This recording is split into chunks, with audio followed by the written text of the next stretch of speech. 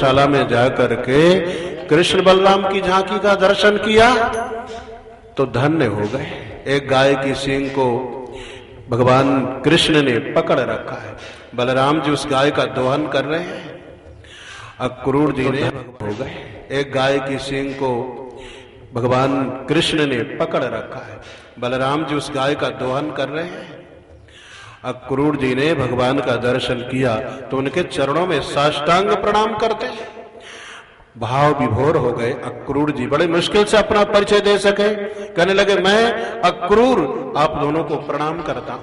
भगवान ने देखा चाचा अक्रूर प्रणाम कर रहे हैं। गोदोहन को छोड़ करके कृष्ण बलराम दौड़ पड़े, अक्रूर जी को उठाया, हृदय से लगाया, पकड़ करके ले गए, अपने महल में स्वागत सत्कार किया। यशोदा मैया ने भोजन बना दिया। भगवान ने अक्रूर जी को बड़े प्रेम से भोजन करवाया, विश्राम करने के लिए शैया पर लिटाया, उनके चरणों की तरफ बैठ करके कहने लगे चाचा आइए, मथुरा नगरी का क्या समाचार है और आज आपको एकाएक हमारी सुधि कैसे आ गई? पूरे 11 वर्ष हो रहे हैं, आज तक आपने हमारी सुधि ही नहीं लिया। सुन करके अक्रूर जी के नेत्र भर गए, कहने लगे भगवान हम क्या करते, हम चाहते थे आपका दर्शन करें, हमेशा सुनते रहते थे, आज आपने वहां पर ये लीला किया, आज आपने वहां पर वो लीला किया, आपका दर्शन करने के लिए हमारा मन तड़पता था, लेकिन कंस के भय के कारण हम नहीं आ सकते थे। और आज भी मैं आया हूं तो अपने आप नहीं, कंस के भेजने पर आया हूं। नारद जी ने कंस के पास जाकर के सारा रहस्य खोल दिया। वो धनुष यज्ञ का आयोजन करवा रहा है, ग्वाल बालों के सहित बलराम जी को आपको बुलाने के लिए उसने मुझे भेजा है। और धनुष यज्ञ में बुलाने का तो बहाना मात्र है, यथार्थ बात तो यह है वो आपको धनुष यज्ञ में बुला करके समाप्त करवाना चाहता।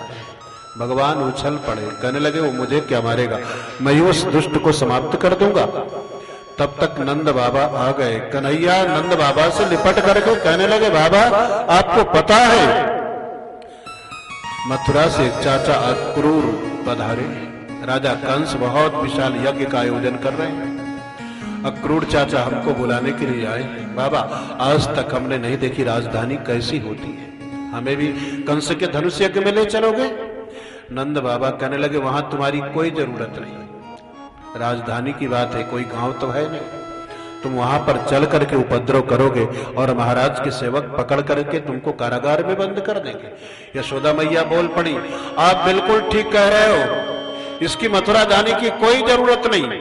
अक्रूर जी बोल पड़े आखिर कब तक आप इनको घर में बंद करके रखोगे? कभी न कभी तो इनको घर से बाहर निकालना ही पड़ेगा। और फिर मथुरा में कोई अकेले तो नहीं जा रहे, इनके साथ हम भी तो जा रहे हैं। अब भगवान की मथुरा जाने की तैयारी निश्चित हो गई। नंद बाबा ने ग्वाल वालों से कह दिया दूध दही घृत मक्खन अनेक प्रकार की उपहार सामग्रियां एकत्र कर लो, कल मथुरा नरेश कंस की सभा में उपहार समर्पित करने के लिए चलना है। पूरी रात यशोदा मैया को नींद नहीं आई और यशोदा मैया आंगन में आकर के पूरी रात रोती रही। कल मेरा लाला मथुरा नगरी के लिए प्रस्थान कर जाएगा तो किसके लिए मैं दही का मंथन करके मक्खन निकालूंगी, किसके लिए भोजन बनाऊंगी। पूरी रात यशोदा मैया रोती रही। सवेरा हुआ, गोपियों को जब ये समाचार मालूम पड़ा तो एक साथ मिल करके गोपियां अपना दुख प्रकट करने लगी और विधाता को कोसने लगी। अहो विधातस तब न क्वचित दया संयोज्य मैत्र्या प्रणयेन देहिनः तांश्च कृतार्थान् व्यूनं च पार्थकं विक्रीडितं तेर्भग चेष्टितं यथा विक्रीडितं तेर्भग चेष्टितं यथा।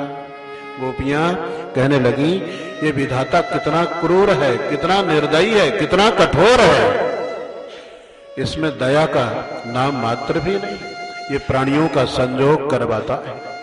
और जब तक मनोरथ पूरे नहीं होते उसके पहले ही वियोग करवा देता है। इस विधाता की चेष्टा छोटे छोटे बच्चों जैसी है। छोटे छोटे बच्चे खिलौना बनाते हैं, बच्चों को खिलौना बनाने में वो आनंद नहीं आता जो आनंद खिलौना को तोड़ देने में आता है। इस विधाता को भी किसी का संजोग देख करके अच्छा नहीं लगता, वियोग करवा देता है तो इसे अच्छा लगता है। गोपियां कहने लगी, इस अक्रूर का नाम अक्रूर किसने रखा? ये तो बड़ा क्रूर है, हमारे प्राण धन भगवान को हमसे दूर ले जा रहा है। भगवान पर हमारा भी तो अधिकार है, कम से कम इसे हमसे भी तो पूछना चाहिए था। कोई सर्प ही आकर के अक्रूर को काट ले और भगवान की यात्रा में विघ्न उपस्थित हो जाए। इन ग्वाल बालों को तो देखो, मथुरा जाने की ऐसी तैयारी कर रहे हैं जैसे कोई बारात में जाने की तैयारी करता। सुखम प्रभाता रजनी अमाशिषा सत्या बभूव पुर्योषिताम ध्रुवम। गोपियां कहने लगी, हमारे जीवन का सूर्यास्त होने वाला है, हमारे जीवन का सायंकाल आ गया, अर्थात हमारे जीवन का अंत होने वाला है, क्योंकि भगवान हमको छोड़ करके मथुरा नगरी के लिए प्रस्थान कर जाएंगे। मथुरा वासियों के जीवन में सुहावना प्रातः काल हो जाएगा, क्योंकि मंद मंद मनोहर मुस्कान से अलंकृत भगवान के मुखारविंद के दर्शन का उनको सौभाग्य प्राप्त होगा। इस प्रकार गोपियां अपना दुख प्रकट कर रही हैं। नंद बाबा ग्वाल बालों के साथ छकड़ों पर उपहार सामग्रियों को रख करके मथुरा नगरी के लिए प्रस्थान कर गए। कृष्ण बलराम का रथ तैयार खड़ा है। जैसे ही कृष्ण बलराम अक्रूर जी के साथ रथ पर बैठे, अब तो हाहाकार मच गए। आज भगवान का चेहरा बिल्कुल उदास है, नेत्र भरे हैं, सिर नीचा है। कोई चोर चोरी करने के बाद पकड़ा जाए तो जैसे आंख नहीं मिलाता, यही स्थिति है। यशोदा मैया की तो विचित्र हालत हो रही है, विचित्र हालत हो रही है। बड़े जोर से वो करुण क्रंदन कर रही है, रो रही है। जिस किसी गोपी के पास में जाकर के उससे गिड़गिड़ाती है, प्रार्थना करती है, कोई भी मेरे लाला को मथुरा जाने से रोक लो, मैं पूरे जीवन उसका एहसानमंद रहूंगी। यशोदा बार बार अस भागे,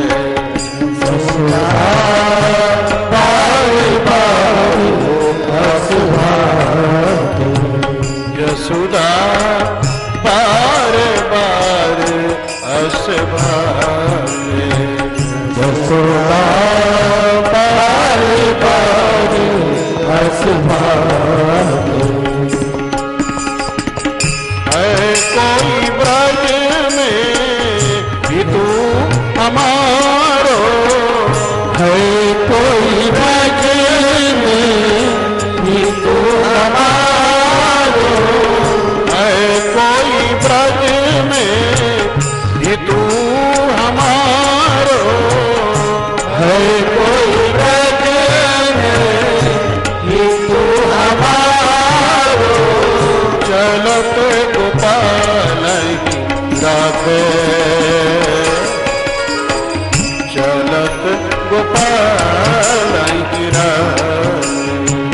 यशोदा पार पार अस भागे, यशोदा पार पार अस भागे, यशोदा पार पार अस भागे।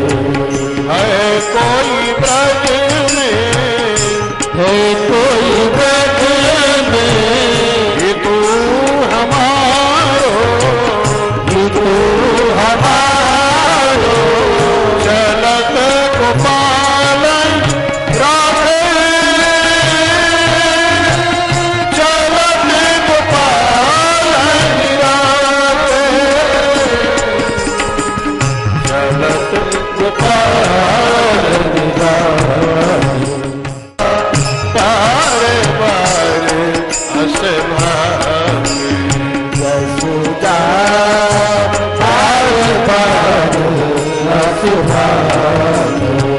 जसोदा बार बार